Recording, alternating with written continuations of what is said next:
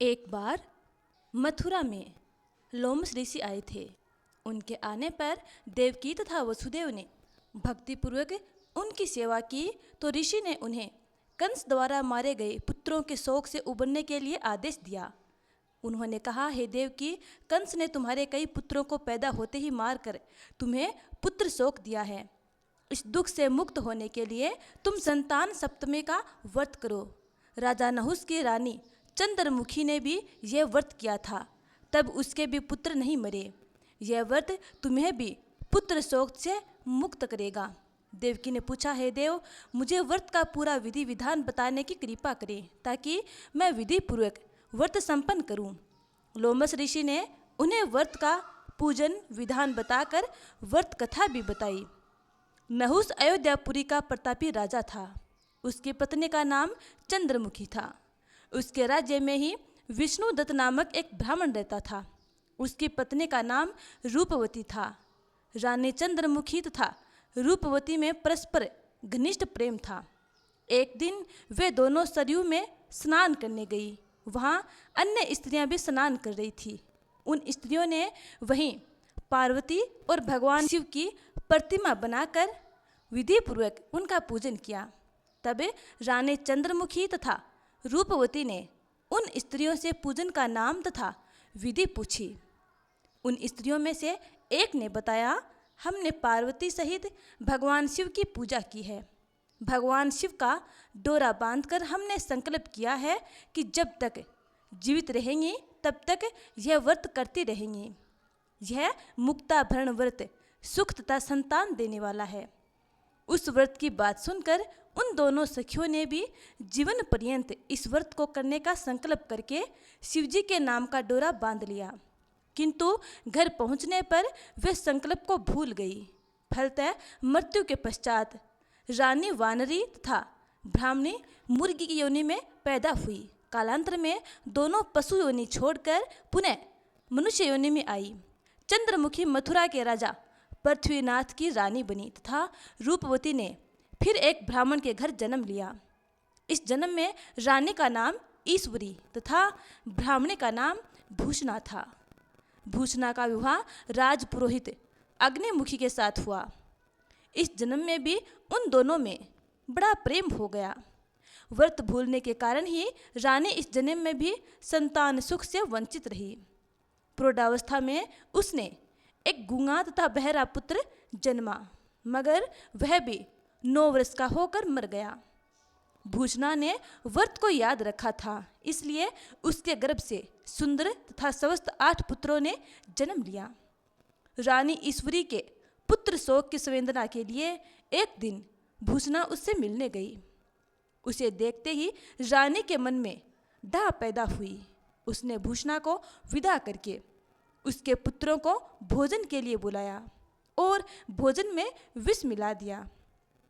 परंतु भूषणा के व्रत के प्रभाव से उनका बाल विवाह का न हुआ। इससे रानी को और भी अधिक क्रोध आया। उसने अपने नौकरों को आज्ञा दी कि भूषणा के पुत्रों को पूजा के बहाने यमुना के किनारे ले जाकर गहरे जल में धकेल दिया जाए। किंतु भगवान शिव और माता पार्वती की कृपा से इस बार भी भूषणा के बालक व्रत के प्रभाव से बच गए। परिणामतः रानी ने जल्लादों को बुलाकर आज्ञा दी कि ब्राह्मण बालकों को वध स्थल पर ले जाकर मार डालो। किंतु जल्लादों द्वारा बेहद प्रयास करने पर भी बालक न मर सके। यह समाचार सुनकर रानी को आश्चर्य हुआ। उसने भूषणा को बुलाकर सारी बात बताई और फिर क्षमा याचना करके उससे पूछा कि किस कारण तुम्हारे बच्चे नहीं मर पाए। भूषणा बोली, क्या आपको पूरे जन्म की बात याद है? रानी ने आश्चर्य से कहा, नहीं, मुझे तो कुछ भी याद नहीं है। तब उसने कहा, सुनो, पूरे जन्म में तुम राजा नहुस की रानी थी और मैं तुम्हारी सखी। हम दोनों ने एक बार भगवान शिव का डोरा बांधकर संकल्प किया था कि जीवन पर्यंत संतान सप्तमी का व्रत किया करेंगी, किंतु दुर्भाग्यवश हम भूल गई और व्रत की अवहेलना होने के कारण विभिन्न योनियों में जन्म लेती हुई अब फिर मनुष्य जन्म को प्राप्त हुई हैं। अब मुझे उस व्रत की याद हो आई थी, इसलिए मैंने व्रत किया उसी के प्रभाव से आप मेरे पुत्रों को चाहकर भी न मरवा सकी। यह बात सुनकर रानी ईश्वरी ने भी विधि पूर्वक संतान सुख देने वाला यह मुक्ताभरण व्रत रखा। तब व्रत के प्रभाव से रानी पुनः गर्भवती हुई और एक सुंदर बालक को जन्म दिया। उसी समय से पुत्र प्राप्ति और संतान की रक्षा के लिए यह व्रत रखा जाता है। यह व्रत पुत्र प्राप्ति, पुत्र रक्षा तथा पुत्र अभ्युदय के लिए भाद्रपद के शुक्ल पक्ष की सप्तमी को किया जाता है। इस व्रत का विधान दोपहर तक रहता है। इस दिन जाम्बवती के साथ श्याम सुंदर तथा उनके बच्चे सांब की पूजा की जाती है। माताएं पार्वती का पूजन करके पुत्र प्राप्ति तथा उसके अभ्युदय का वरदान मांगती हैं। इस व्रत को मुक्ताभरण भी कहते हैं। अब सुनते हैं अगली कथा। एक बार गणपति बप्पा पृथ्वीलोक पर घूमने के उद्देश्य से धरती पर आए और वे हरे भरे खेतों से गुजर रहे थे। अचानक उनके मन में हरे भरे खेत में हाथ फेरने की इच्छा हुई और उन्होंने उन हरे भरे खेतों में हाथ फेर दिया। जैसे ही उन्होंने हाथ फेरा तो उनके हाथों में 12 दाने अनाज के आ गए। फिर गणपति बप्पा मन में दावा करने लगे कि मैंने तो सेठ के यहाँ से चोरी कर ली। तब गणेश जी अपनी चोरी के दोष को मिटाने के लिए सेठ जी के यहाँ 12 साल की नौकरी करने लग गए। एक दिन सेठानी राख से हाथ धोने लगी तो गणेश जी ने सेठानी का हाथ पकड़कर मिट्टी से हाथ धुलवा दिए। सेठानी सेठ जी से बोली कि ऐसा क्या नौकर रखा है, नौकर होकर उसने मेरा हाथ पकड़ लिया। सेठ जी ने गणेश को बुलाकर पूछा कि तुमने सेठानी का हाथ क्यों पकड़ा। गणेश जी बोले कि मैंने तो एक सीख की बात बताई है। राख से हाथ धोने से घर की लक्ष्मी नाराज होकर घर से चली जाती है और मिट्टी से हाथ धोने से वापस आती है। सेठ जी ने सोचा कि गणेश है तो सच्चा। थोड़े दिनों बाद कुंभ का मेला लगा। सेठ जी ने कहा, गणेश सेठानी को कुंभ के मेले में स्नान करा के लाओ। गणपति बप्पा सेठानी को कुंभ के मेले में ले गए। वहाँ जाने के बाद सेठानी किनारे पर बैठकर नहा रही थी। तब गणपति बप्पा उनका हाथ पकड़कर आगे डुबकी लगवा लाए। घर आकर सेठानी ने सेठ से कहा कि गणेश ने तो मेरी इज्जत ही नहीं रखी और इतने सारे आदमियों के बीच में मुझे घसीट कर आगे पानी में ले गए। तब सेठ जी ने गणेश जी से पूछा, ऐसा क्यों किया तूने। गणेश जी ने कहा कि सेठानी किनारे बैठकर गंदे पानी से नहा रही थी तो मैं आगे अच्छे पानी में डुबकी लगवा कर ले आया। इससे अगले जन्म में बहुत बड़े राजा और राजपाट मिलेगा। सेठ जी ने सोचा कि गणेश जी है तो सच्चा। एक दिन घर में पूजा पाठ हो रही थी, हवन हो रहा था। सेठ जी ने गणेश को कहा कि जाओ सेठानी को बुला कर ले आओ।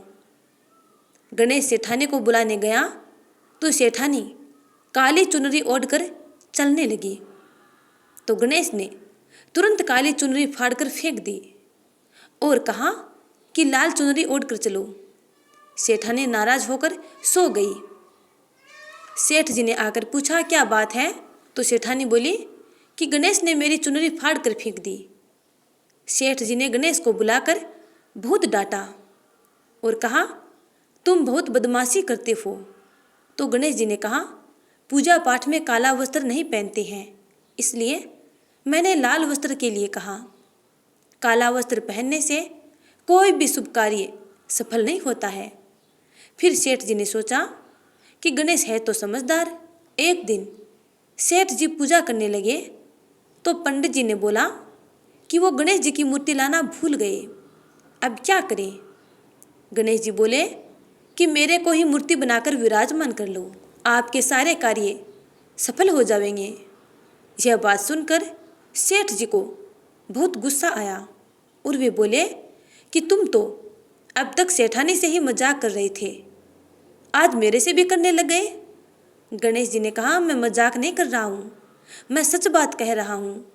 इतने में ही गणेश ने गणेश जी का रूप धारण कर लिया। सेठ और सेठानी गणेश जी के चरणों में गिर गए और क्षमा याचना करने लगे।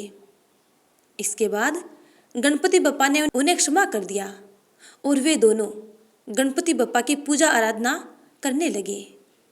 पूजा खत्म होते ही गणेश जी वहाँ से अंतर्ध्यान हो गए। सेठ सेठानी को बहुत दुख हुआ। उन्होंने कहा कि हमारे पास तो साक्षात गणेश जी रहते थे और हमने उनका ही अपमान कर दिया और उनसे इतना काम करवाया। इस प्रकार वे दोनों पश्चाताप करने लगे। गणपति बप्पा ने उनको देखा और सोचा कि ये दोनों पश्चाताप की अग्नि में जल रहे हैं। तब गणपति बप्पा सेठ जी के सौपन में आए और कहा कि आपके खेत में से मैंने 12 अनाज के दाने तोड़ लिए थे। उसी का दोष उतारने के लिए मैंने आपके यहाँ काम किया था। आप दोनों को पश्चाताप करने की कोई आवश्यकता नहीं है, क्योंकि मैं तो अपने दोष का भार उतार रहा था। और गणपति बप्पा बोले कि आज के बाद आपके घर में किसी प्रकार की कोई कमी नहीं रहेगी। इस प्रकार कहकर गणपति बप्पा अंतर्ध्यान हो गए। सेठ जी जब प्रातःकाल उठे तो उन्होंने देखा कि उनके घर की जगह करोड़ों का महल बन गया था। हीरे मोती जवाहरात चमक रहे थे। घर में नाती पोते सब खेल रहे थे और घर में खुशियाँ खुशियाँ छा रही थी। यह देखकर सेठ सेठानी अत्यंत प्रसन्न हुए और भगवान गणपति बप्पा का धन्यवाद करने लगे। इसके बाद वे दोनों सेठ सेठानी गणपति बप्पा की हर रोज आराधना और पूजा करने लगे। इस प्रकार पृथ्वी पर वे दोनों समस्त सुखों को भोग कर अंत में वैकुंठ लोक को प्राप्त हुए। हे गणपति बप्पा, जिस प्रकार आपने उनकी मन इच्छा पूर्ण की, वैसे ही अपने भक्तों की मंगल कामनाएं पूर्ण करना। तो प्यारे स्नेहितनों, आज हमने श्रवणपान की संतान सप्तमी व्रत कथा। उम्मीद है कि आपको ये कथा पसंद आई है। यदि आप इसी प्रकार की कथाओं को सुनना चाहते हैं तो हमारे चैनल को सब्सक्राइब कर लीजिएगा और बेल आइकन को याद से दबा लीजिए, ताकि इसी प्रकार की कथाओं के नोटिफिकेशन आप तक समय समय पर पहुंचते रहें। और हाँ, वीडियो को ज़्यादा से ज़्यादा लोगों में शेयर कर दीजिएगा, ताकि आपको अधिक से अधिक पुण्य की प्राप्ति हो। इसी के साथ इस वीडियो को यहीं पर समापन करते हैं। अगली कथा का इंतजार करना। तब तक के लिए जय श्री राधे, जय श्रीमन नारायण।